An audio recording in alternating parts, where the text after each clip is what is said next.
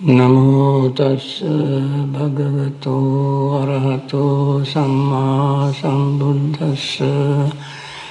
Namo tassa bhagavato arahato samma sambuddhassa. Namo tassa bhagavato arahato samma sambuddhassa.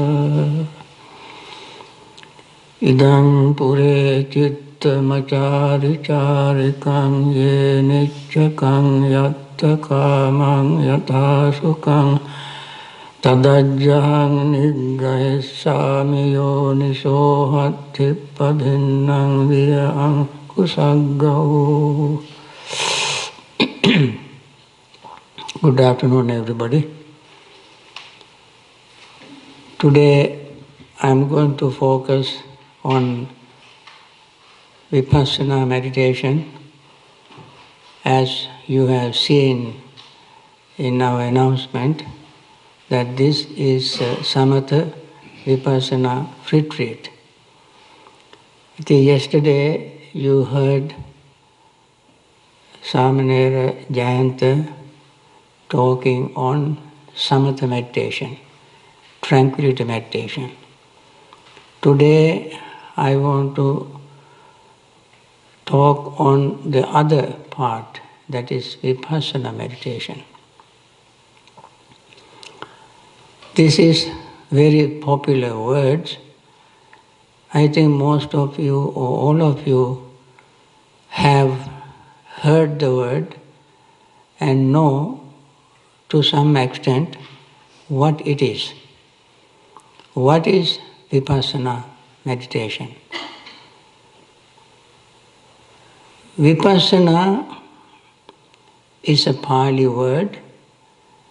It has been translated into English as insight meditation. I think that is somewhat close to the Pali word. Vipassana, vi means a very special. Passana means seeing. Seeing in a very special way is Vipassana. When you hear the word very special way, you might wonder whether you have to go to a laboratory and use various kind of chemicals and run certain tests to see what this meditation is. That is a very special meditation, a special way of seeing. Not in everyday life, when you walk, when you are in the kitchen and when you eat and so forth, you may not feel how to see this, how to practice this very special way. Friends, a special way is a way that we normally, ordinarily do not see things as they are. This is very heavily loaded term. So what do we mean by seeing things as they really are? What are the things? Don't we see things as they really are when we open our eyes? We see colors, shapes, sizes, movements, and so on. We can see them when we open our eyes. That is an ordinary way. Anybody can see, even animals can see things in that way. We see, Buddha wanted us to see in a very special way. This special way is, we see not with eyes open. That is a very special way. When we see eyes open, we see in ordinary way. So we close our eyes. Not always necessarily we should close our eyes. Most of the time we close our eyes and see. What can you see when you close your eyes? That is the very special way to see things as they really are. What are the things? Things are, we normally don't see these things. When we open our eyes, we see all outside. We hear things from outside. We smell outside things. We taste outside things. We touch most of the time outside things. And we think above all of outside things. Outside, not in space, but even in time. We remember all sort of things because we have collected for many, many years, some of us quarter century, half a century, close to a century, we collected things through our eyes, ears, nose, tongue, body and mind. And when we close our eyes, most of the time we go back. We go back in time, we go back in space, we go back in our feelings, in our perceptions, people, places, situations, so forth and so on, that we have experienced all our life. That is not also a special way. Anybody can do that. Everybody perhaps does it. And the other, when we close our eyes, we see, is for procrastinating, thinking, planning of the future. And we are in between these two, going to the past or going to the future. Friends, past is no longer here. Future has not come yet. It is very simple, very simple. It's a simple, ordinary, common sense understanding. But still, we spend our time thinking of the past, thinking of procrastinating or planning for the future. That also is not a special way. A special way is we normally don't focus our mind on the present. Now the special way is focusing mind on the present. What is happening now? What is going on now? For this, we need attention.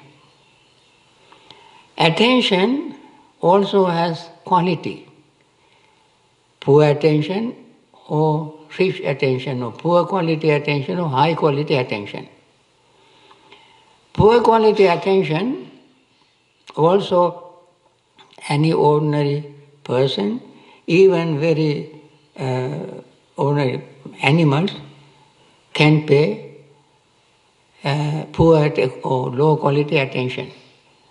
For instance, when a cat wants to catch a mouse, cat has to pay attention to the movement of the mouse. Right? Any predator should pay attention to the movement of the prey to catch. That is also a kind of attention. That is what is called poor attention or low quality attention. Buddha compared that attention, it's a very beautiful simile. Buddha gave the similes for people to at least remember at least the simile. When they remember the simile, they can relate to the point that is stressed.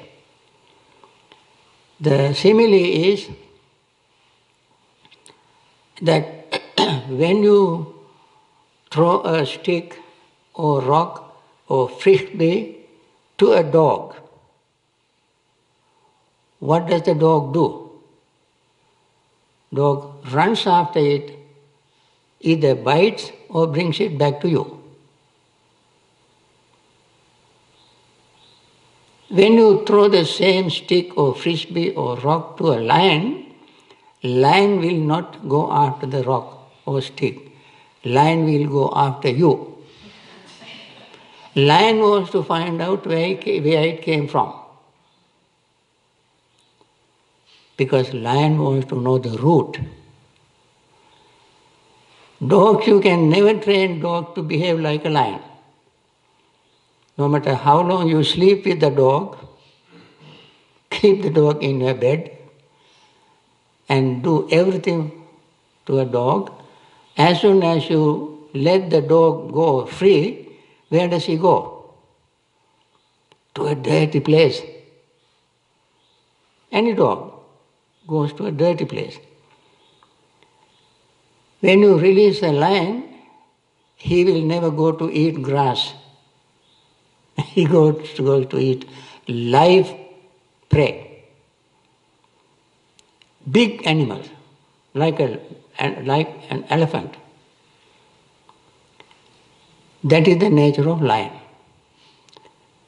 So when we pay high quality attention, our mind behaves exactly like lion.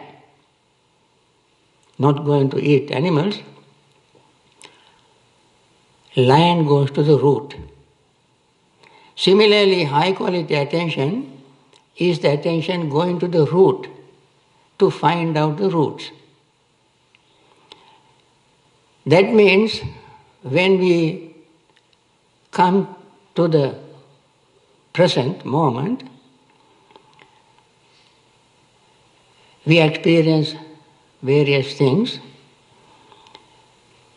in the present moment. As I said, we remember things from the past, we think of the future, then we immediately become mindful. When the mind goes to the past, immediately we become mindful. When the mind goes to the future, we immediately become mindful. When we do mindful, what do? We see the root of this mind, vacillating mind, going back and forth between past and the future. We root the root. What is the root? Either we have greed, hatred, or delusion. You think of anything that comes to you from your memory, is it not based on your desire, anger, jealousy, tension, some traumatic experience? Or if you think of the future, what do you think about? Something related to greed, hatred, or delusion. Suppose you plan for the future to make more money. What is the base of that? Is desire. You plan for the future to buy a huge house, big house. What is the root? You have a desire to have a bigger house. Bigger house indicate your desire to have a spacious place. When you think of the past, you remember most of the time very, very bitter experience. That bitter experience is based either on greed, hatred, or delusion. It is very seldom people remember beautiful experience. Very seldom. If you do remember, mindfully cultivate it. For instance, this is also very good mindfulness practice. For instance, you remember something you have done very good Suppose somebody is drowning. You jump to the water and rescue the person, save the person's life. When you remember that, you will be very delighted, very happy. Cultivate this mental state mindfully. That is, you let go of your greed or desire, attachment to yourself, and you even were ready to sacrifice your life to save that person.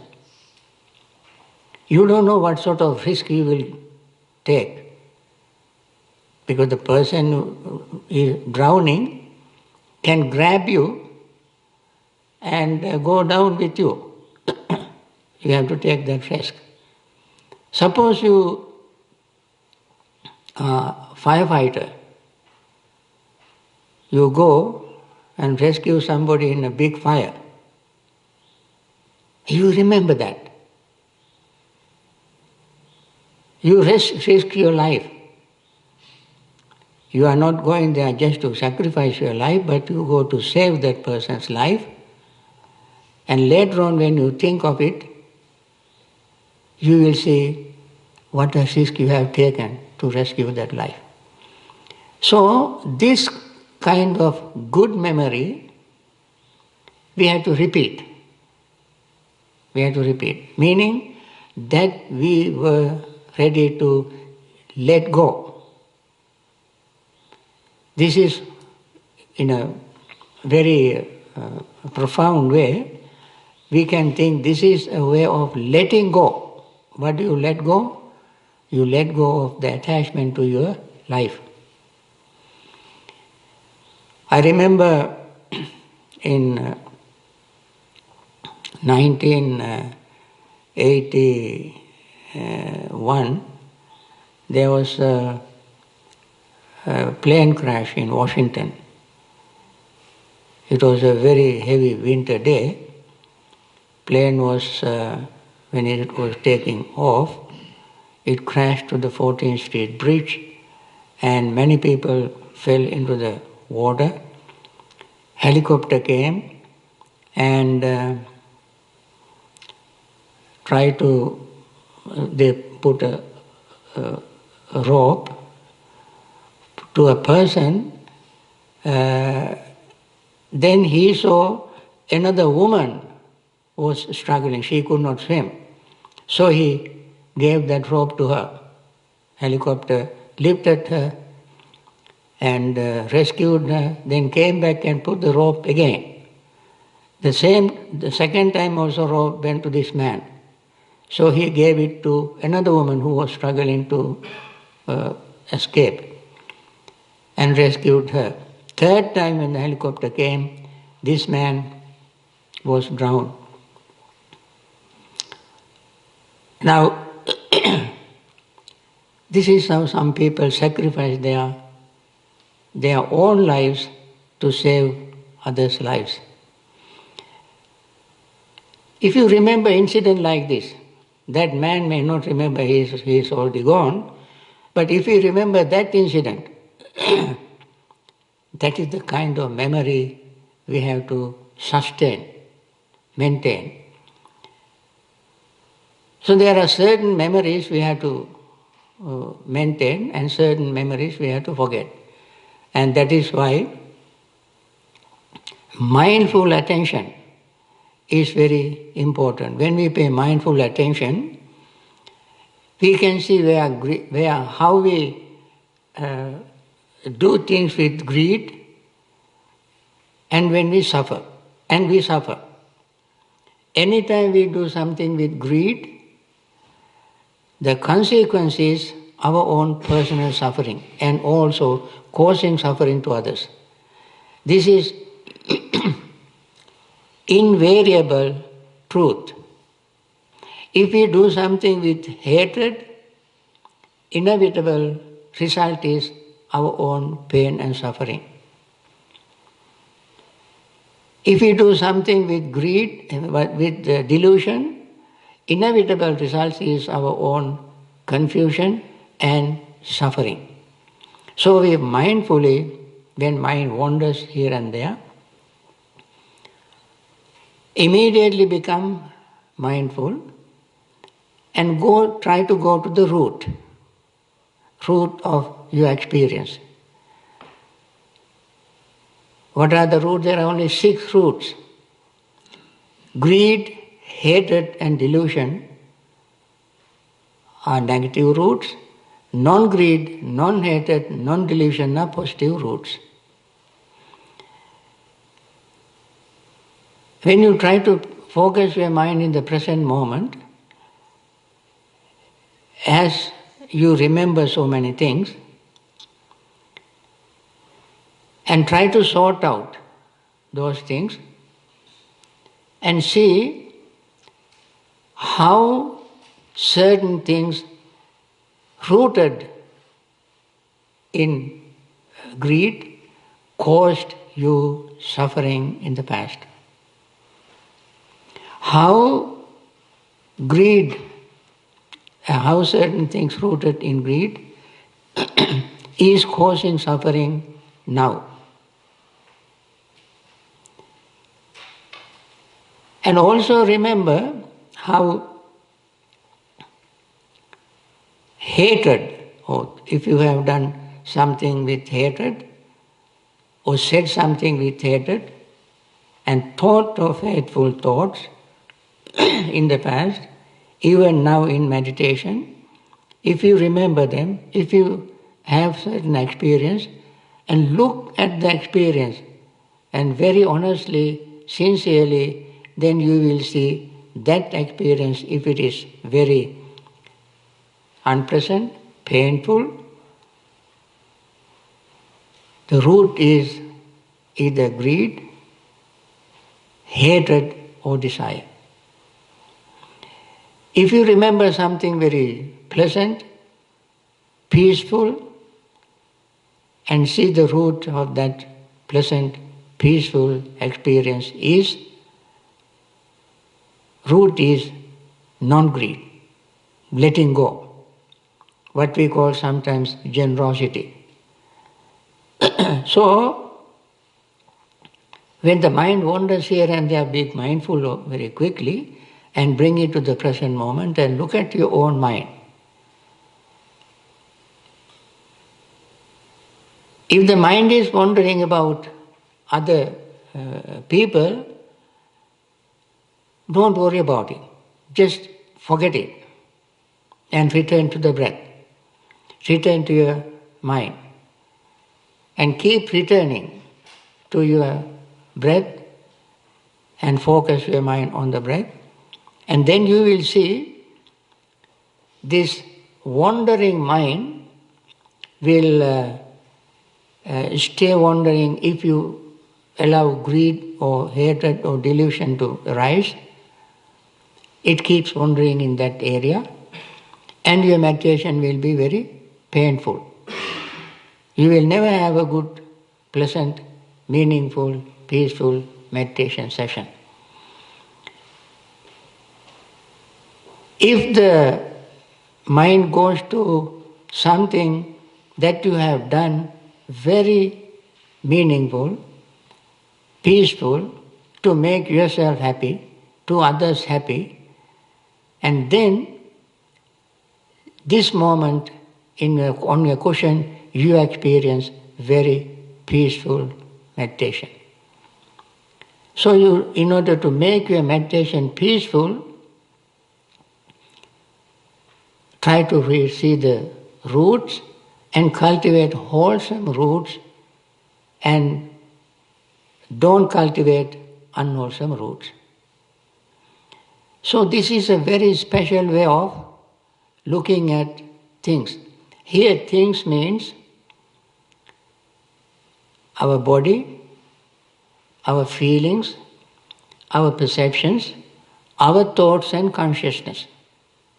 These are the things we see. Our body is in a state of flux, changing all the time, never remaining the same for 2 consecutive moments. It is changing all the time. When you see this change, you understand that you cannot keep your own current bodily appearance, bodily strength, exactly the same way. Since it is changing, anything can happen to this body. The most inevitably, we grow old. Since body is changing, we grow old. You cannot stop that.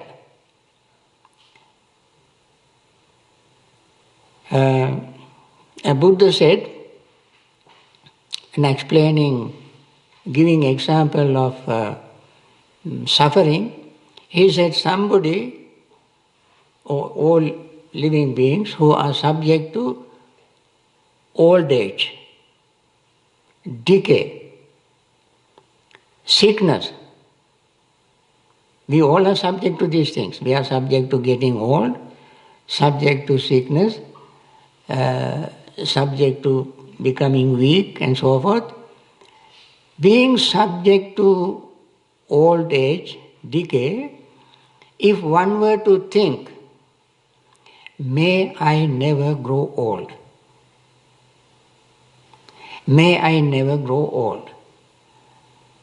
People not only think that they should not grow old, but they do everything possible to keep themselves young. Because of our clinging, attachment, craving for the current appearance, current strength, youthfulness. Nobody likes to grow old. Nobody likes to lose youthfulness. Everybody wants to be very young looking, strong, and they do all kind of things. I don't have to list them. The market is full of remedies to keep we all young. There are very skillful, well-trained specialists who can advertise. Advertising industry is very rich because of this attitude.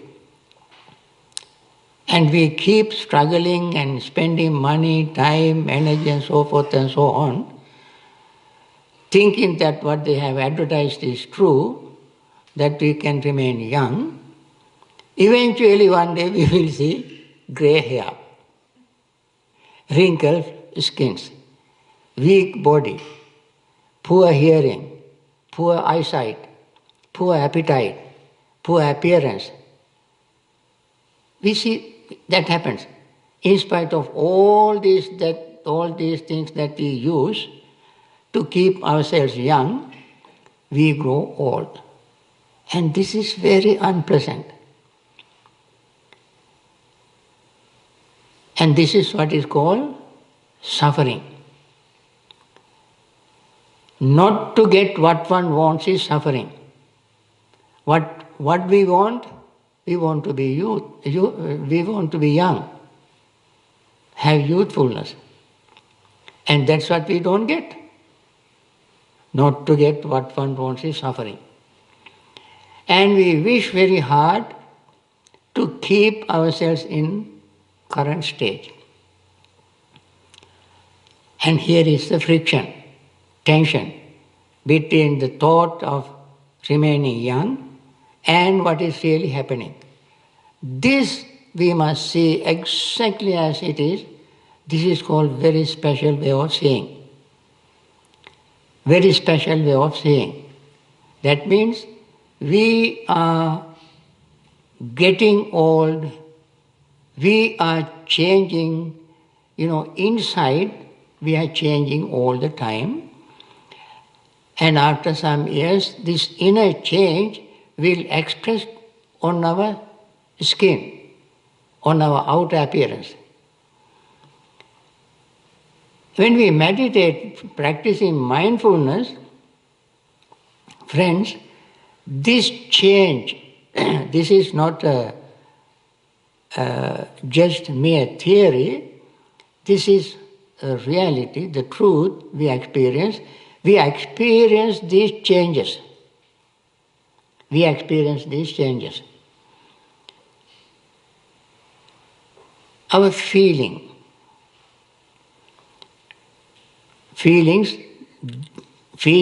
don't stay the same.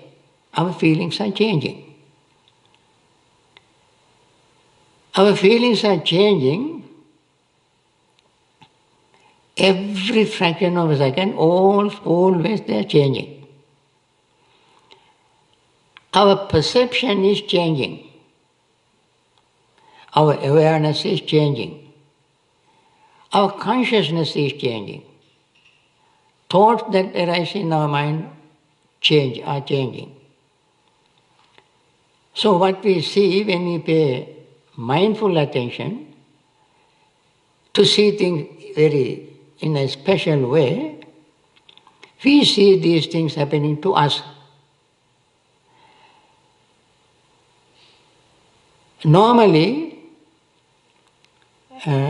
these are not the things that we want to see.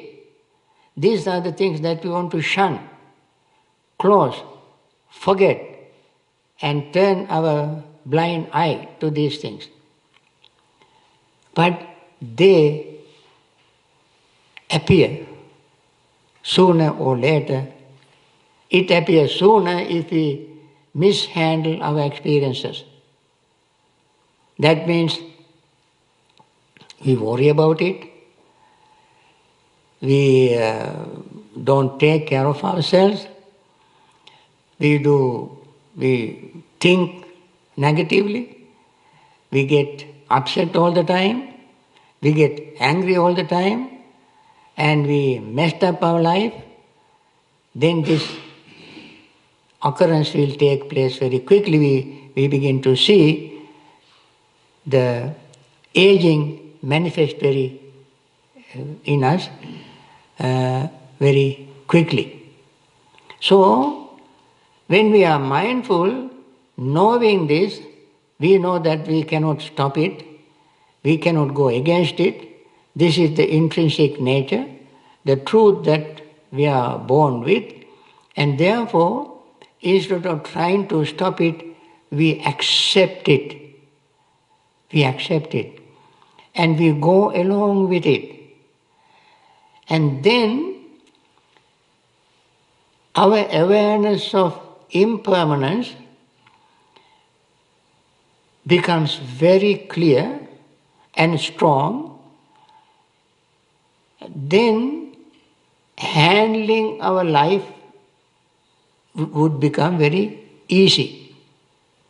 Not only that, that is one benefit. And the other is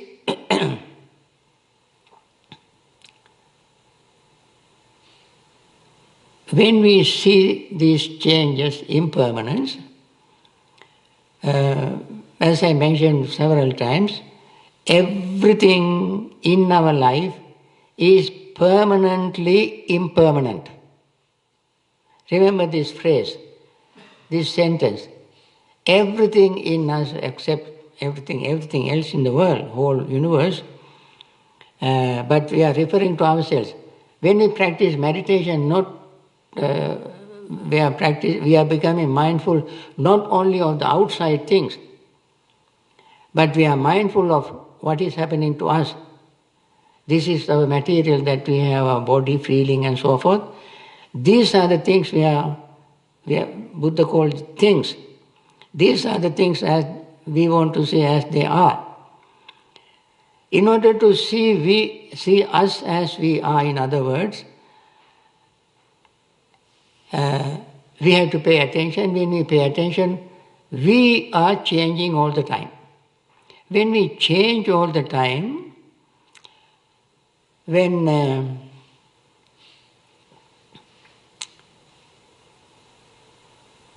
clinging, attachment to our good health arises,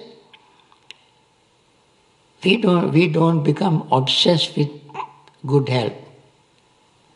We understand this good health is good, but it is subject to change. It is impermanent. So when desire, greed arises for anything, we understand this greed is impermanent. When hatred arises, when we pay attention to our own mind, we can see hatred is impermanent. Object that we hate is impermanent. Situation that caused our hatred is impermanent. Fear, jealousy, when they arise, we understand that they all are impermanent. The situation that created fear and jealousy are impermanent.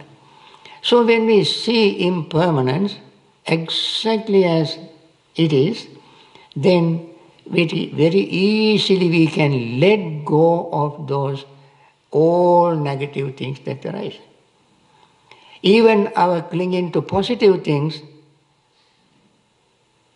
will not become obsessive. We understand this attachment to even positive thing is impermanent.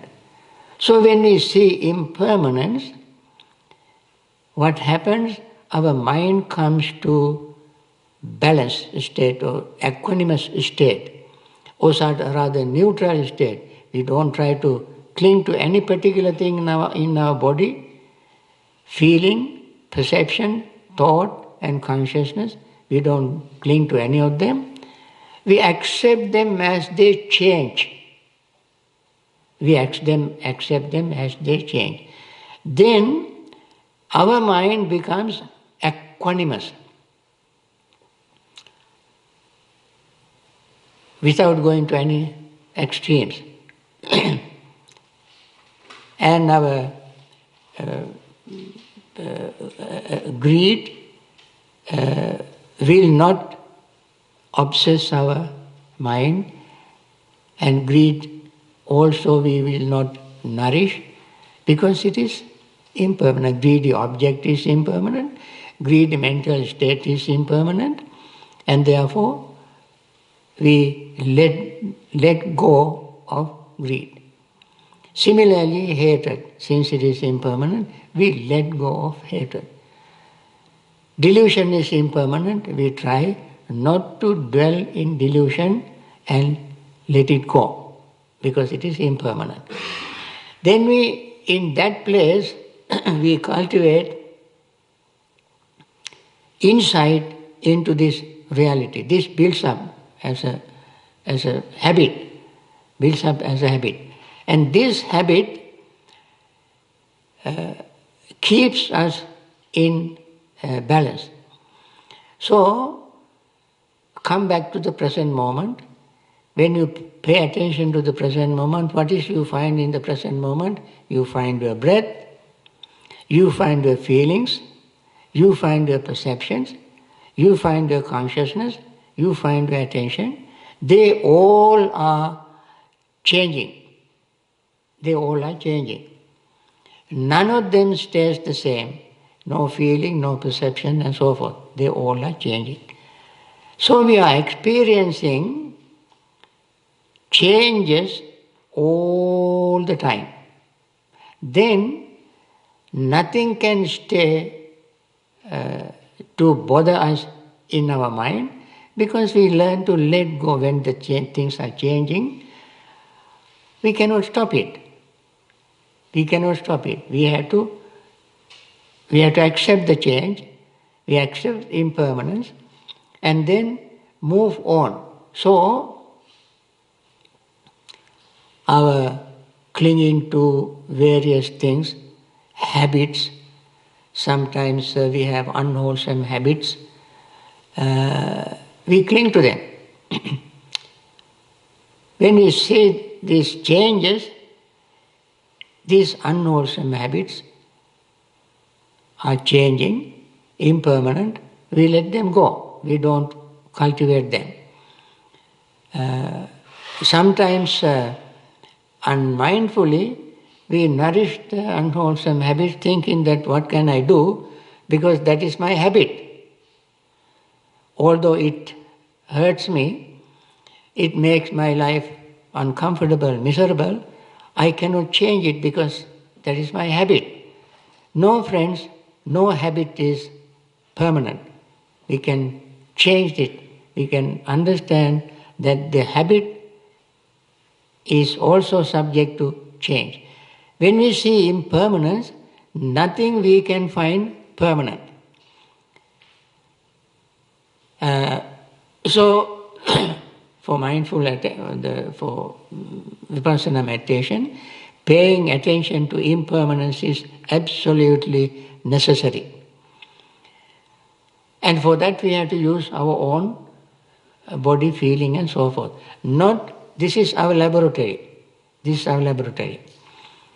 If we allow our mind to go into other laboratories, normally we don't look inside ourselves.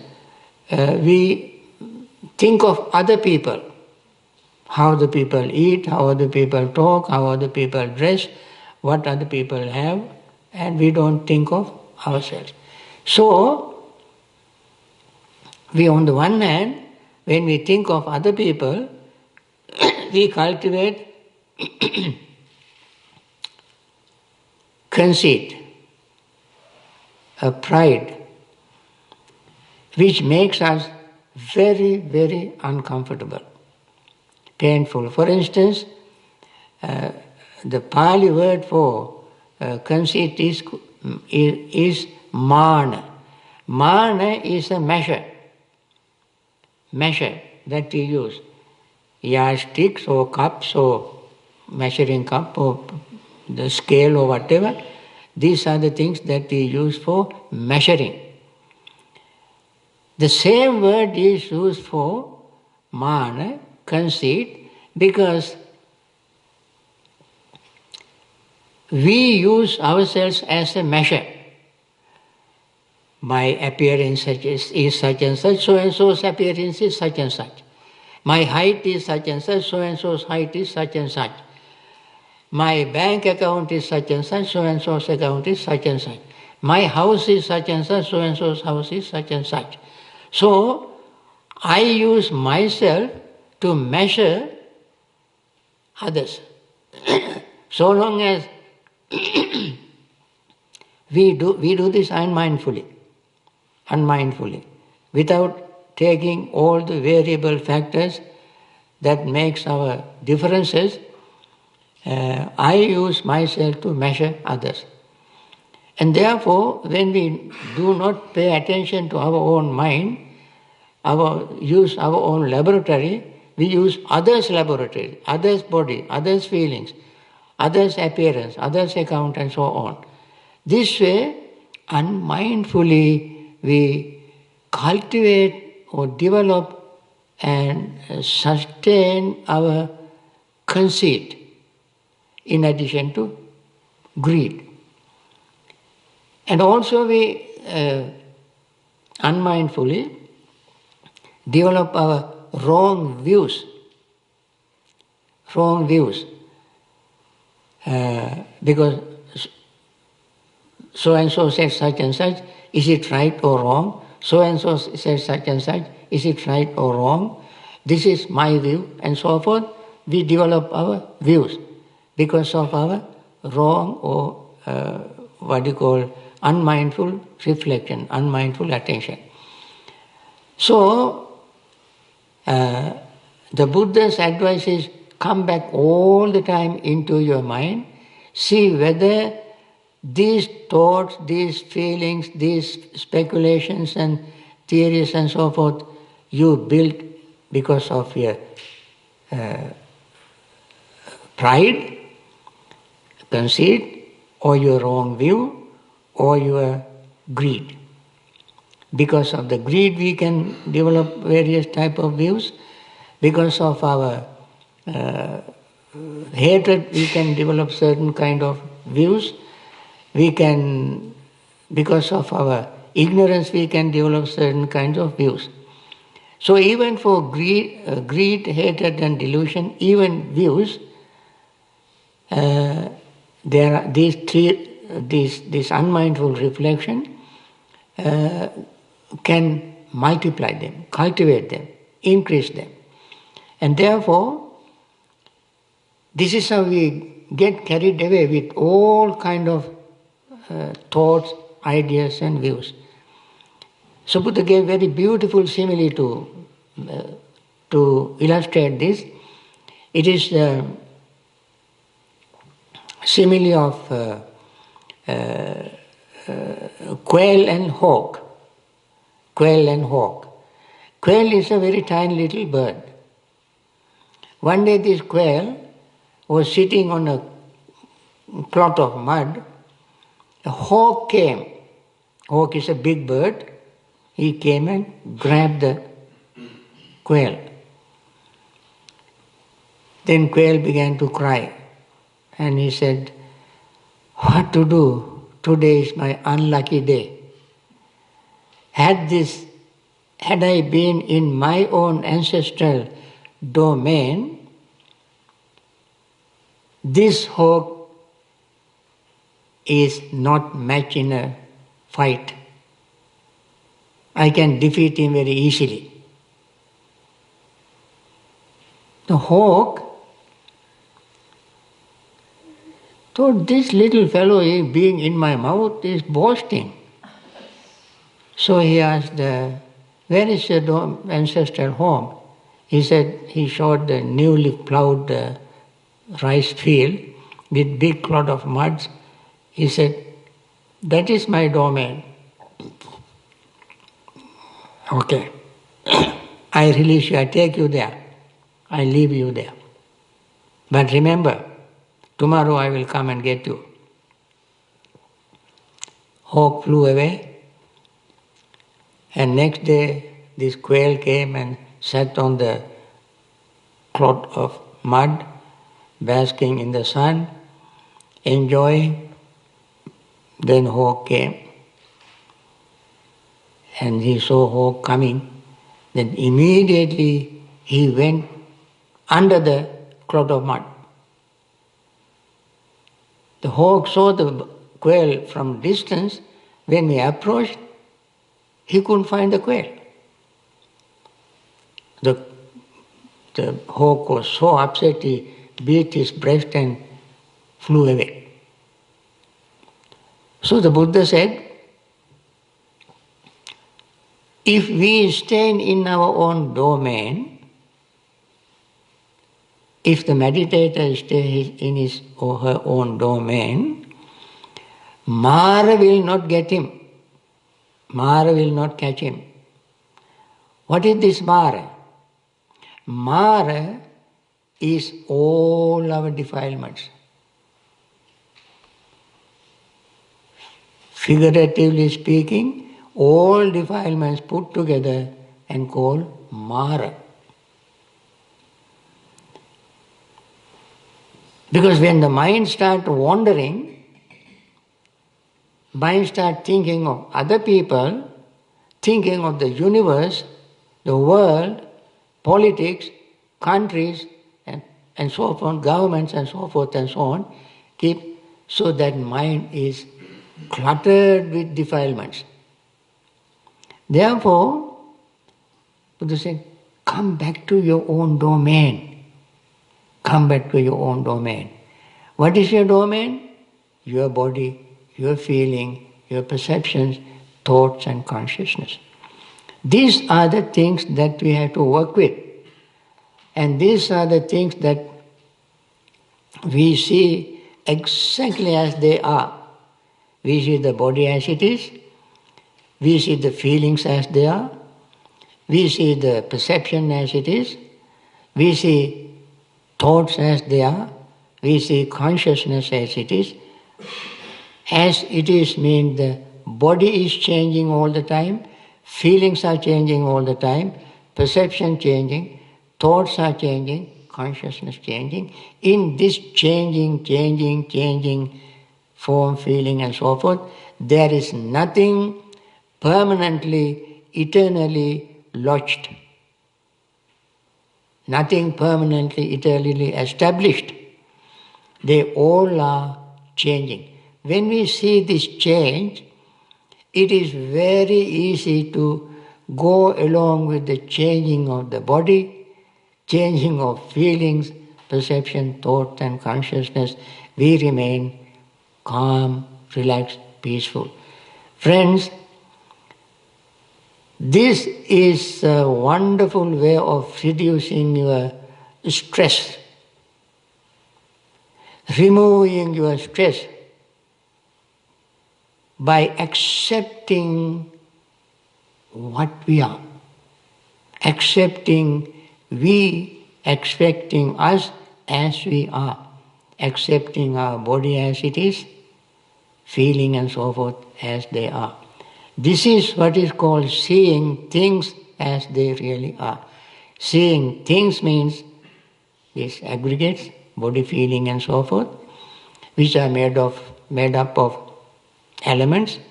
Elements are changing, and the object that is made up of those elements also are changing. They all are impermanent, and they trying to becoming attached to anything impermanent is unsatisfactory, building tension, anxiety, worry. When you try to stop impermanence, where you end up with? Anxiety, stress. When we don't try to stop changes and go along with it, no stress, no tension, no friction. This is a very, very profound way of looking at our own, or profound way of practicing Vipassana meditation.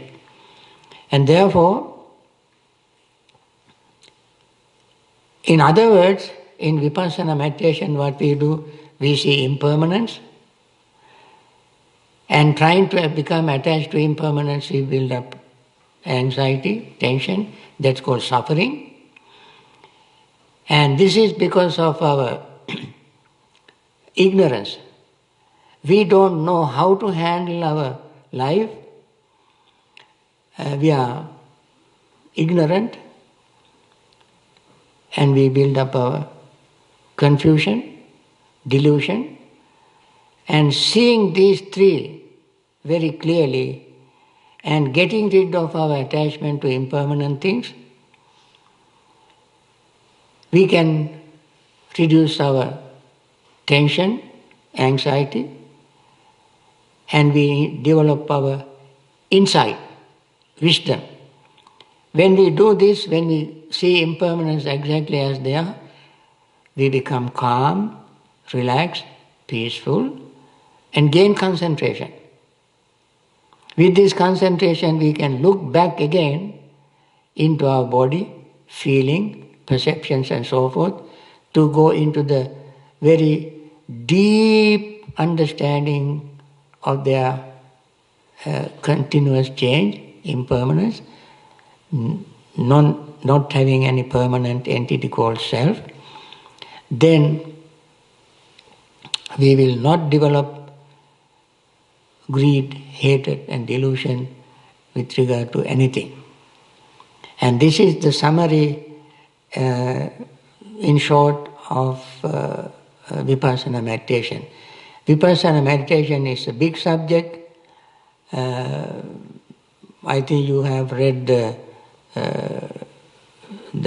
book that I have written on Vipassana meditation called Mindfulness in Plain English, where chapter 13 particularly, I have tried to explain it in a very lucid, simple, understandable English, So it is difficult to bring all of them together in one little talk like this.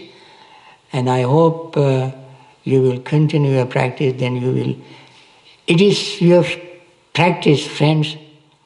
Nothing else, no matter how much talk to you listen to, how many books you read, how many retreats you attend to, nothing else can bring you this insight but the practice. You are your laboratory, you are your domain, and you keep practicing until you reach your perfection. Practice makes perfect. Nothing else we can do about it but practice. I wish you success.